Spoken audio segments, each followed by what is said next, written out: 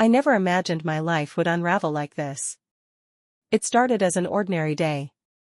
I was cleaning out the attic, sorting through old boxes, looking for a family photo album. That's when I stumbled upon a small leather-bound book hidden in an old shoebox. Its corners were worn, the pages slightly yellowed. I didn't realize what it was at first, but as I flipped it open, I was hit with a jolt of recognition. It was my wife's handwriting.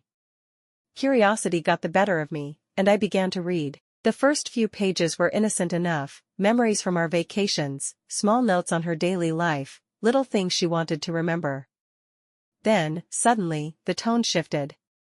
I noticed an entry titled him.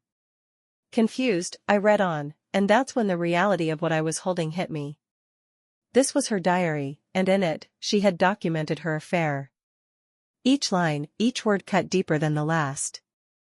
She wrote about her feelings of excitement, the thrill of sneaking around, and even details of their encounters. There was no attempt to disguise what she was doing, no remorse or shame. It was as if she were simply recounting a series of events. But those events painted a picture of my life shattering around me. The words on the page were a confession, a raw recounting of her betrayal, and every new detail twisted the knife further. I sat there in the attic, numb, the diary heavy in my hands. My mind raced through the years of our marriage, searching for clues, signs I might have missed. Had I been so blind, or had I chosen to look the other way, convinced that our marriage was as strong as I believed? In her entries, she mentioned feeling neglected, unloved. She wrote about how I had been too focused on my work, too distracted to notice her anymore. She said that she missed feeling desired, feeling alive. I could see hints of truth in her words. The last few years had been hard. Work had consumed so much of my time, and in my pursuit to provide the best life for us, I'd forgotten the little things, the things that made us us. I'd taken our relationship for granted, believing that the vows we took would sustain us no matter what. But it was painfully clear that those vows hadn't been enough for her. Still, nothing could justify what she'd done. Nothing could erase the words I had just read, the entries detailing moments she had shared with someone else, moments that were supposed to belong to me. The anger surged up, mingling with heartbreak and regret. How could she do this? How could she look me in the eyes every day and hide such a monumental lie? For the next few days, I found myself going back to that diary, reading more of her entries. Each time, I hoped to find something that would make sense of it all, some explanation that would lessen the sting. I read about their meetings, the little gifts he gave her, the late-night phone calls. It was like an alternate reality, a world she had built outside of our marriage. I tried to understand her, to forgive her, even to blame myself entirely. But every time I thought I'd reached a sense of peace, another entry would tear me apart. I had to make a decision. Either I could confront her, let her know I knew everything, or I could let this poison eat away at me from the inside. Eventually, I decided to confront her. One evening after dinner, I took out the diary and placed it on the table in front of her. She looked at it, then at me, and I could see the blood drain from her face. She didn't deny it. She didn't try to make excuses. She just sat there, stunned, realizing the extent of the hurt she had caused. Over the next few hours, we talked, really talked, in a way we hadn't in years.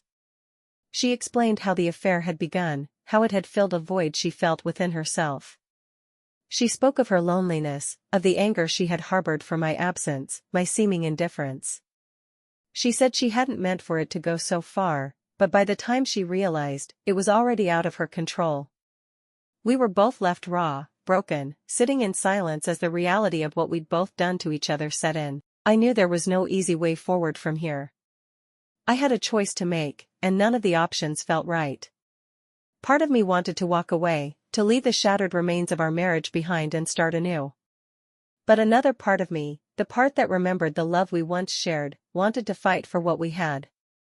After days of sleepless nights, I decided to stay and try to rebuild.